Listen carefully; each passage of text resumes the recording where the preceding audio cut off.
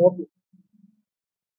अहिल्यानगर शहरामध्ये शासनाच्या विविध निधी अंतर्गत अनेक कामं चालू आहेत.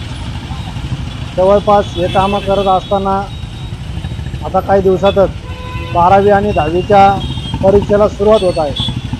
परंतु या कामांमुळं कुठंतरी विद्यार्थ्यांना धक्का बसण्याची शक्यता आहे.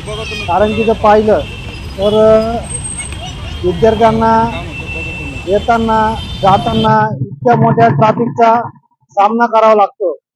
आधीच मुळात अहिल्यानगरमधले रस्ते अरुंद आहेत आणि त्याच्यामध्ये परीक्षेच्या काळामध्ये हे खोदलेले रस्ते त्यात अजून अरुंद झाले. एक एक दीड किलोमीटर कधी कधी ट्रॅफिक जाम होते आणि महानगरपालिकेच्या अशा गलथान कारभारामुळे विद्यार्थ्यांना पेपरला पोहोचण्यास उशीर होईल याची काळजी घेण्यासाठी मी आज देवेंद्र फडणवीस यांना निवेदन दिलं.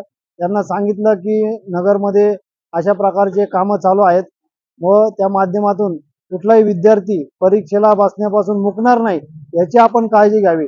आणि जर मुकला तर या संपूर्ण परिस्थितीला महानगरपालिकेचे आयुक्त आणि जिल्हाधिकारी हे जबाबदार राहतील. आज जर पाहिलं तर परीक्षा केंद्राच्या आजूबाजूलाच अनेक ठिकाणी हे रस्त्यांचे काम चालू, हे रस्ते खोदलेले आहेत. आज जर पाहिलं तर एएमटी बस असेल, रिक्षा असेल, परीक्षा केंद्रापर्यंत जात नाही.